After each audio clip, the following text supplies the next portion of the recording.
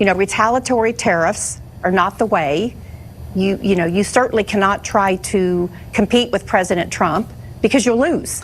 So Mark Carney is officially in Washington and will be meeting with Donald Trump later today. And due to some reports from Canadian officials, they are talking about an expectation of seeing a lowering on the steel sector in terms of the tariffs, which at this point is very much welcomed. However, yesterday when Trump was asked about this meeting with him and Carney, he didn't really say much about that in any sort of way. So we're going to be checking out that, as well as an interview with David Cochrane and Andrew Scheer on the CBC. That was fantastic. And maybe some other clips. But before we get into all that, if you guys can, like, comment, and subscribe to the channel, would really mean a lot. But with that out of the way, let's dive into the news. I think this is Prime Minister Carney's third meeting with President Trump. And, as he was in his last meeting, he was prepared.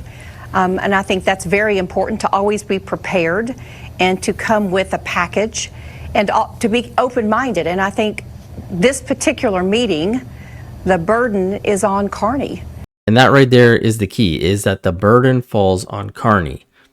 I'll be the first one to give him some grace in terms of being prepared on what Donald Trump's going to do next. That's kind of a tall order, I'm sure. Who knows really what's going on in Trump's head. But the burden is definitely on Carney. He's missed quite a few deadlines. It doesn't really seem like the lines of communication are open. And if they are, it doesn't seem like there's any effort to get these tariffs reduced. Our sectors are being demolished. We've had a lot of jobs being lost since Carney got into power. He talks a lot about how he's the crisis guy, the negotiator, how he could get the deal done, and things haven't changed. And if not just for our sectors, Carney's got to do something, because it's looking like now the support for him is starting to shift, especially with this Donald Trump situation falling lower and lower on people's list of priorities when it comes to economy and crime and all that stuff. Donald Trump has really fallen, and that's what Carney, I think, needs to reignite as the boogeyman to stay in power. But take a look at some of these results that have just come in. With his numbers softening here at home, and joining us right now is David Coletto, the founder and the CEO of Abacus Data. David, hello to you. I want to begin here by focusing in on Mark Carney, because when we talk about the challenges the Prime Minister has here at home, it might be worthwhile to start with his approval numbers. We have that on a board here. This is from the study you released yesterday. The favorable line, the green line, is still higher than the red, but that seems to be changing direction. What are you finding here?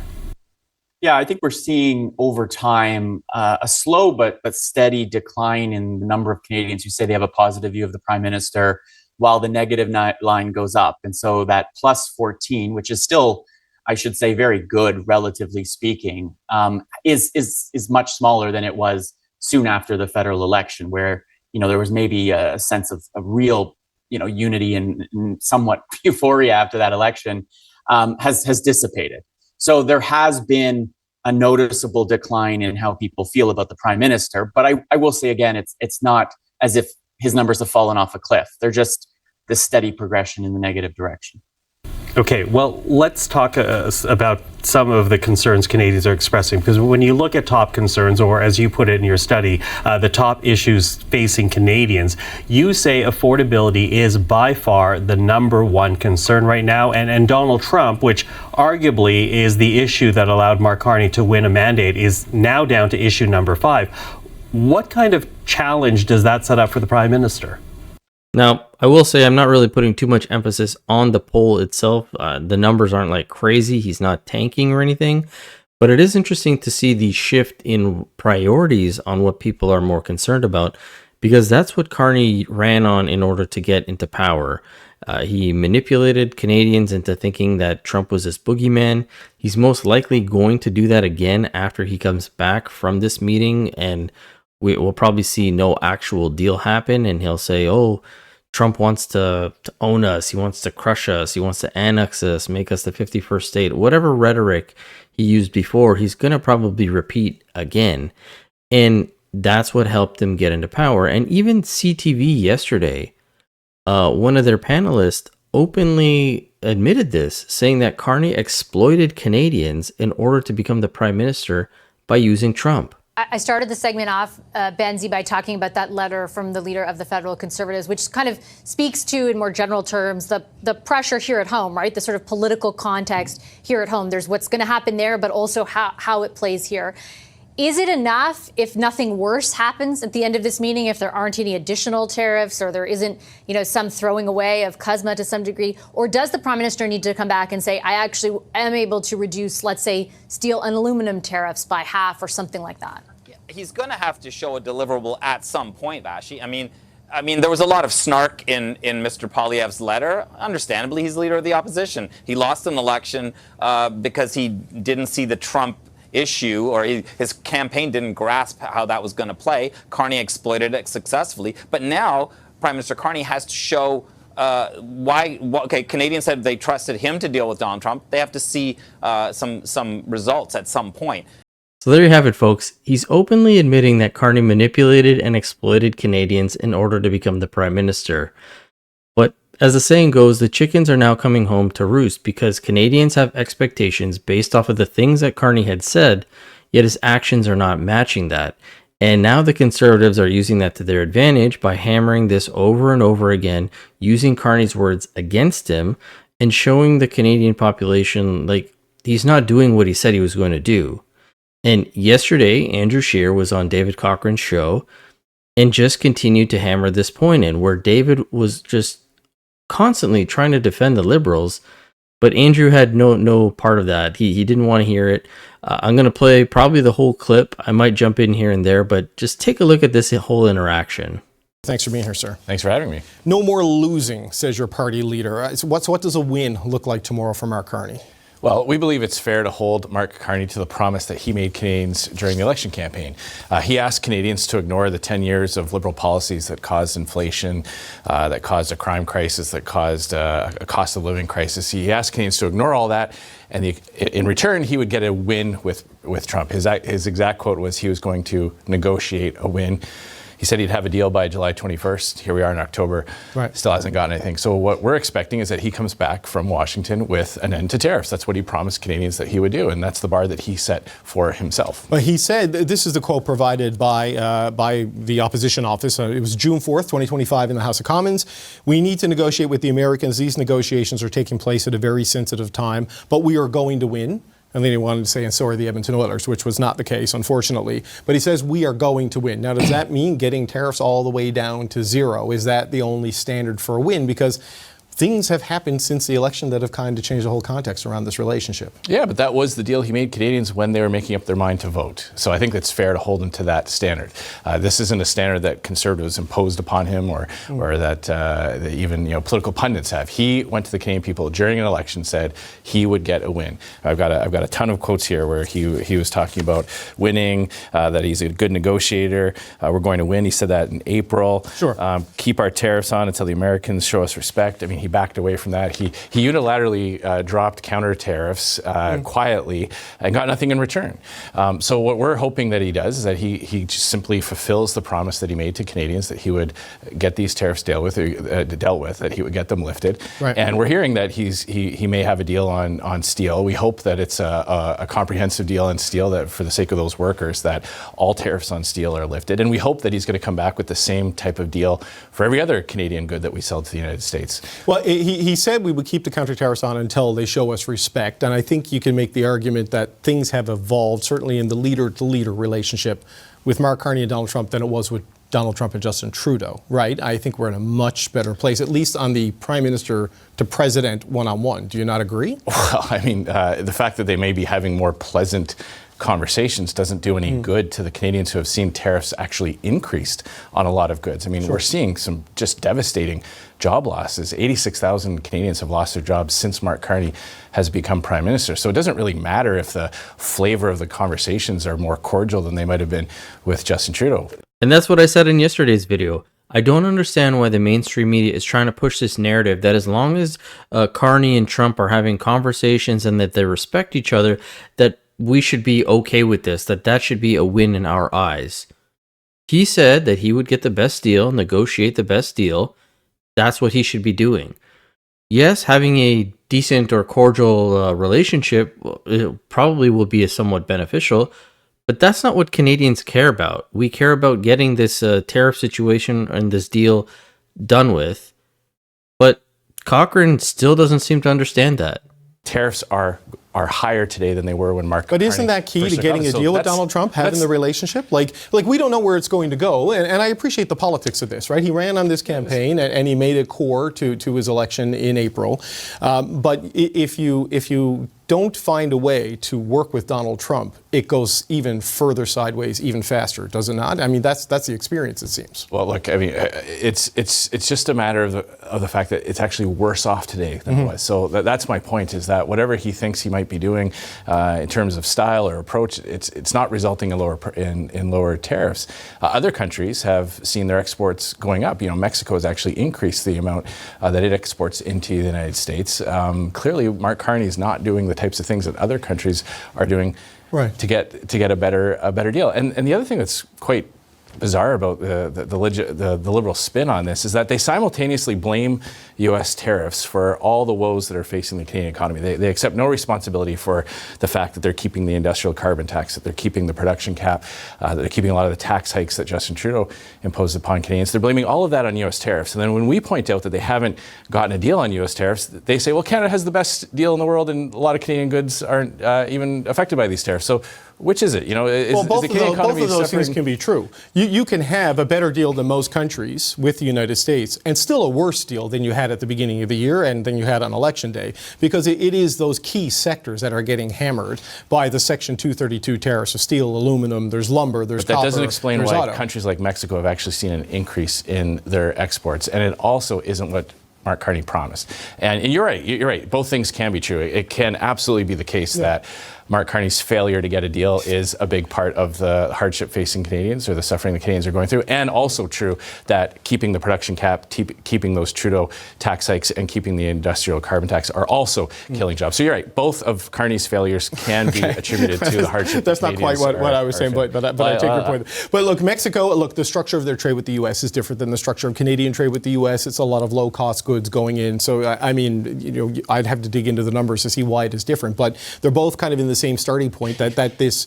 Well, no. Well, you have to dig into the numbers to defend the liberal failures on this. That's not what I'm saying. That's not what I'm saying. It's not what the audience at home is hearing me say. I don't know the numbers on Mexican Mark Carney trade. came on all kinds of CBC shows where he was talking about the fact that he was a master negotiator. He's going to get a win for Canadian. He's the guy you hire in a crisis. Elbows up all the time, he said.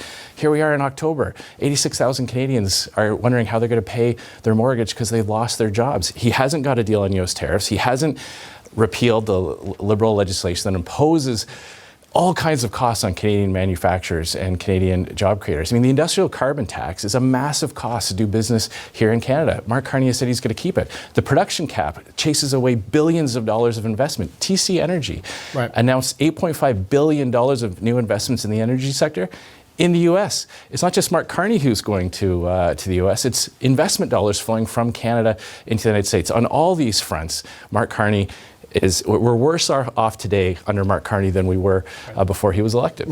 Now, unfortunately, we might not ever know if Andrew Scheer is telling the truth because David Cochrane hasn't crunched the numbers yet. This guy is just so delusional. And then he's sitting there saying, no. What you're saying is making the people at home misunderstand me, when it's very clear what David is trying to say. Andrew Scheer literally just said to you, the liberals keep complaining about how things are unaffordable, prices are going up because of these tariffs. And when we point out the fact that they haven't gotten a deal on the tariffs, they turn around and say, well, we actually have the best deal out of all the other countries that are dealing with the U.S. So which one is it?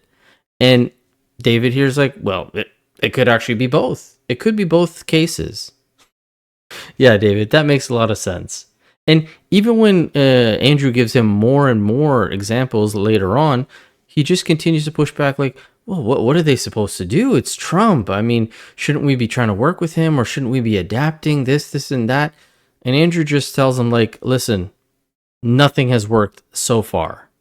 Right. I was merely saying on Mexico. I don't know the numbers on Mexico, so I can't say anything on that one way or another. But on this, we've seen the approach from the Prime Minister. It has been to roll back certain things that are irritants to the United States, like the digital services tax and some of the reciprocal tariffs, because there was a misalignment with the U.S. that it was tariffing things that was CUSMA compliant, and the U.S. wasn't doing that outside of the Section 232 sectoral tariffs.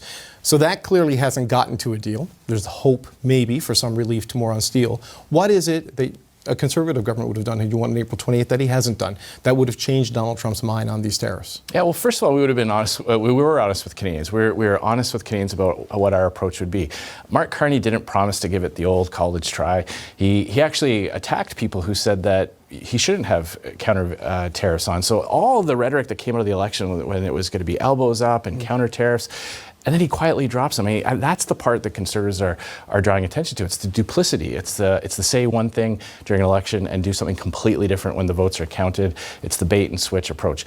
Pierre Poilievre outlined a fantastic approach to help Canada have a better spot at the negotiating table by getting more US dollars flowing into Canada. When you have more investors in the United States saying, hey, we want to do business with Canada, we want to put our investment dollars into Canada, to the Canadian economy, that's when you get more leverage in the United States. That's not what Donald Trump wants. He wants all the money to go into the US economy. Exactly. That's why we have to fight that. We have to make Canada the type of place that investors try to get their money to put into. When people around the table in Washington and boardrooms around the United States are giving up on Canada because of the industrial carbon tax, because of the production cap, because of our regulatory system here, I mean, taking years and years and years to get a mine built, they're not putting pressure on their Congress representatives, they're not putting pressure on the US administration to change tactics on that, because they have seen a signal from the Canadian government, from this Liberal government, that their investment dollar isn't welcome here. So why would they fight to keep that access open? But what do you do to get, because the CUSMA is still in place for 80 to 85% of trade. These sectoral tariffs are the issue right now. What do you do to convince Donald Trump, that Mark Carney hasn't done, that it's time for the steel tariffs to go away, it's time for the auto tariffs to go away? I appreciate your argument that if you get rid of the climate policies, maybe that will help investment. But that doesn't actually change Donald Trump's mind. So what is it you put on the table to get that done? Yeah, well, first of all, they're not climate policies. They're anti-energy policies. The result of those policies actually lead to higher emissions because those investment dollars flow to places like China, where they build coal-fired electrical plants. We've outlined a comprehensive approach to get a better deal with the United States. It starts with putting Canada at a stronger position at the negotiating table. We also have pointed out that they've taken months to act on some of the things that Donald Trump has identified as an irritant. Things like better resources for border security, better tools. I mean, the public safety minister is wasting $750 million on a gun grab that he admits won't work, instead of putting those types of resources into the border, into things like stopping the trafficking. But do you think if Canada did that, Trump would drop those tariffs? Like, because I'm not sure there's a level of appeasement that if you get over this threshold, Trump says good job and these things go away.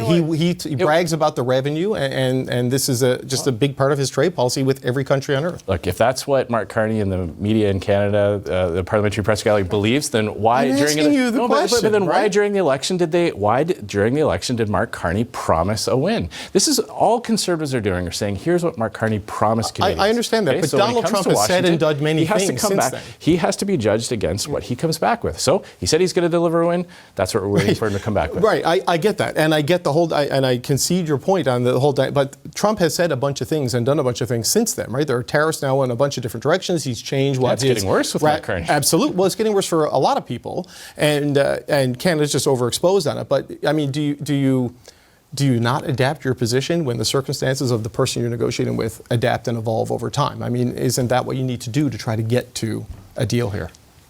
I guess what I would say in response is it's hard to say how Mark Carney has adapted other than just give things up without getting anything in return. Now, I got to say, the last few times that Andrew Scheer's been invited to David Cochran's show hasn't really gone too well for Cochran. So I don't know how many more invitations he's going to get, but I hope he continues, because this is just pure gold. But as always, I'd love to hear from you guys. Let me know what you thought about all this in today's video. If you can, like I said, like, comment, and subscribe. And as always, I will catch you guys on the next one. Thanks so much.